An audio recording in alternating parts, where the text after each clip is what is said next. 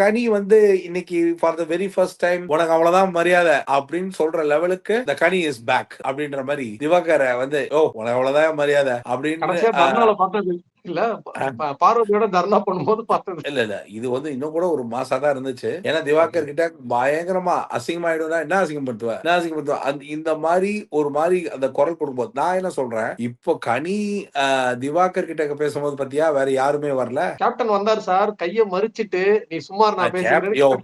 Captain இல்ல அதான் சொல்றேன், கேப்டன் வந்துதான் ஆகணும். இந்த மாதிரி இடத்துல கேப்டனை தான் இவங்க செஞ்சு ஆகணும். ஏன்னா கேப்டன் தான் பேச ஒரு கனியாச்சே. ஆனா இந்த இடத்துல என்னன்னா அவர் கூப்பிட்டு உட்கார வச்சு இதை சார்ட் அவுட் பண்ணலான்னு கேப்டன் ஒரு பெரிய வெங்கடாச்சலபதி ஐடியா போட்டாரு. அதுல என்னன்னா அஃபண்டானது தான். இவர் வந்து நீங்க எவ்வளவு நாள் தான் சாப்பாடு போட்டு ஏமாத்த முடியும், அதை பண்ண முடியும். அவங்க கிச்சன்ல இருந்தாங்க. அதனால் இவங்களை எதிர்கொள்றது கஷ்டம்ன்றது அவங்க மனசாரதான் செய்யறாங்க. கனி சாப்பாடு போட்டு ஒண்ணும் மயக்கி எல்லாம் செய்யல. நமக்கு என்னன்னா அந்த அஸ்திரத்தை எடுத்தா அதுக்கான பலம் என்னன்னா ஒருத்தங்களை அவ்வளவு சீக்கிரமா அவங்க கையில சாப்பிட்டுட்டு அவங்களையே போய் நாமினேட் பண்றதுக்கு அவ்வளவு ஈஸியாலாம் வராது. அது அந்த வீட்டுக்குள்ள இருந்து பார்க்கும்போது அது இன்னொன்னு நல்லாவே தெரியும். அப்படி ஒரு பகிரங்கமா தெரியும்னு வச்சுக்கோங்க. சோ அதான் நடந்துச்சு. அரோரா வந்து ஒரு பக்கம் வந்து அந்த இஷ்யூவை கனி எடுத்து பேசுறதுக்கான காரணம் என்னன்னா பேச வேண்டிய ஒரு விஷயம் என்னையோ நல்லதுக்கு சொன்னா நீ அதையே வந்து பாயிண்டா எடுத்து பேசுறேன். சோ கனிய வந்து ஒரு மாதிரி புல் டவுன் பண்ணது எனக்கு தெரிஞ்சு கனி வந்து வேற லெவல்ல இன்னைக்கு வந்து ஸ்டெப் எடுத்து அவங்க கூட இவ்வளவு நாள் கேம் விளையாண்டதுல வேற ஒரு ரியாக்ஷனும் வேற ஒரு விஷயமும் முதல் தடவையா காமிச்சிருக்காங்க. சோ அது நல்லா தான் இருந்துச்சு. ஆக்சுவலா சொல்லணும்னா அது பார்க்க நல்லா தான் இருந்தது. கனி திவாகரை கேள்வி கேட்கிற விதமும் இது